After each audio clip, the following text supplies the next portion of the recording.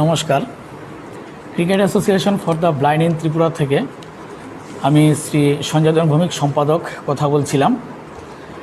আজকে all Tripura blind committee and cricket অ্যাসোসিয়েশনের যৌথ উদ্যোগে যে সাংবাদিক সম্মেলন, সেই সম্মেলনে আমরা আগামী 7th edition Nagesh trophy 2024 and 25 national 2020 দৃষ্টিহীন ক্রিকেট প্রতিযোগিতায় উড়িষ্যাতে সেই রাজ্য দলের নাম আমরা আজকে ঘোষণা করতে যাচ্ছি। গতবার আমরা ত্রিপুরাতে করেছিলাম ধর্মনগরে, সেখানে আমরা ই গ্রুপ থেকে সি গ্রুপে এসছি। এখন আমরা গতবার ই গ্রুপে সুপার 8-এ আমরা পরাজিত হয়ে তারপরেও আমরা সি গ্রুপে এসছি। এখন আমরা সি গ্রুপে আমরা ত্রিপুরা খেলবে ত্রিপুরা, উড়িষ্যা, চণ্ডীগড়, মধ্যপ্রদেশ, উত্তরপ্রদেশ।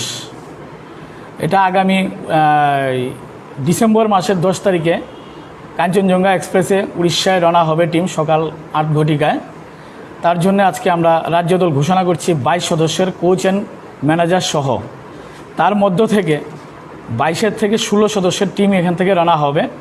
সেখানে দেখবেন আপনাদের প্লেয়ার লিস্টের মধ্যে যাদের টিকমার্ক দেওয়া আছে এই 16 জন তারাই ওই জাতীয় আসরে অংশগ্রহণ করবে। যদি কেউ অসুস্থ থাকে বাকি ওই যে 6 জন আছে ওই 6 জন থেকে ঢুকবে। আমি আমাদের মাননীয় সহসম্পাদক শ্রী সুজিত দাস মহাশয়কে অনুরোধ করছি আর ক্রিকেট দলের নামের তালিকা। নমস্কার, আমরা অল ত্রিপুরা ব্লাইন্ড কমিটি থেকে আজকের সাংবাদিক সম্মেলনে সবাইকে আগত যারা সাংবাদিক বন্ধুরা আছেন সবাইকে আমার শুভেচ্ছা ও অভিনন্দন। আমরা অল ত্রিপুরা ব্লাইন্ড কমিটি বিগত জানুয়ারি মাসে আমরা একটা স্টেট মিট করেছিলাম ব্লাইন্ড চেস কম্পিটিশন। ওখান থেকে আমরা 13 জন ন্যাশনাল ইস্ট জোনে চান্স পেয়েছি।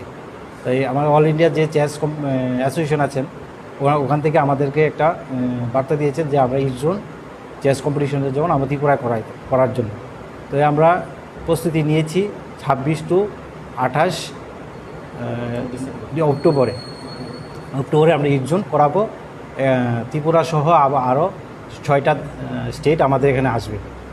তাই এখানে আমাদের ত্রিপুরার 13 জন পার্টিসিপেট করবেন। আমাদের যে সহ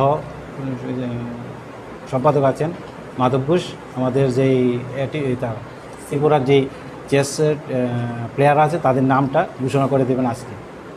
প্রথম ইস্ট জোন ব্লাইন্ড, হ্যাঁ ইস্ট জোন ব্লাইন্ড প্রথম করা হচ্ছে ত্রিপুরাতে প্রথম।